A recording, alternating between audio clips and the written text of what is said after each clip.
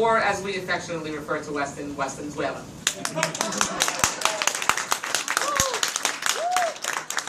fact, I'm fairly certain that of the 8 homes on my block, 6 of them have Venezuelan families who are friends and been neighbors for many years, and we have a really incredible, integrated, diverse community in Weston, and it is the most amazing place to live in the entire country. But your activism and your involvement and your trip here today is also a testament to your continued commitment to your families and your friends who are still in Venezuela, fighting to have their voices heard in the face of an increasingly reprehensible and restrictive regime. But let me assure you that we are listening. President Maduro's attempt to silence opposition and to silence the media covering those opposition voices will not work, as we can see here today, and as we can see from the activism all across this country and in the activism in Venezuela itself. More and more, the world is becoming aware of his systemic and flagrant human rights abuses, and we will continue to shine a light on those abuses and make sure that he is held accountable for that abuse. Thank you.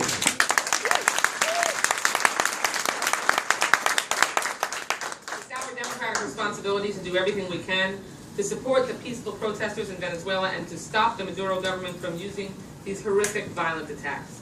Last month I met with representatives from Voluntad Popular, Alfredo Jimeno, Pedro Vasquez, and Amapola Risquez. And as I'm sure all of you know, they are regularly in touch with Leopoldo Lopez and advocating on his behalf. My office and I continue to keep in touch with them, and we must make sure that the world knows that Lopez is being held unjustly as a political prisoner. Indicative in its violent crackdowns on protesters, the Maduro government is proving that it is unwilling to uphold the norms and ideals of democracy and basic human rights. And as some of you know from my work on the State Foreign Operations Appropriations Subcommittee, I have urged the State Department to do as much as they possibly can.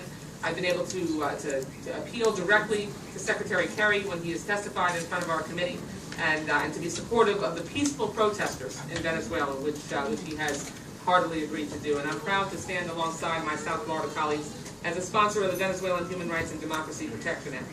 This bill, which hopefully is going to be voted on, although I've just heard some not very good news about what's going on in the Foreign Affairs Committee, would deny visas to members of the Venezuelan regime who are responsible for perpetrating abuses against Venezuelan citizens and who are censoring news outlets that show these abuses. It calls on the President to develop a comprehensive strategy to promote internet freedom and to encourage Venezuela to uphold the democratic principles enshrined in the Inter-American Democratic Charter. We in the United States have a responsibility to champion, promote, and uphold the values of democracy and freedom that we have led the world on and that we all hold so dear. I'm glad and proud that we live in a country where any and all voices have the right to express themselves, just like you are doing here today, with no consequences. On the contrary, we want to lift up your efforts and make sure we can be supportive of your fight for democracy, because the United States of America is yes.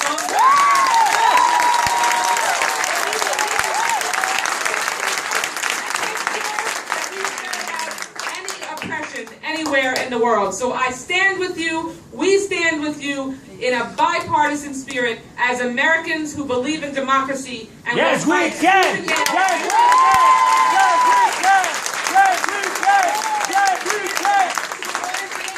The world will be compared. Thank you so much. Thank you.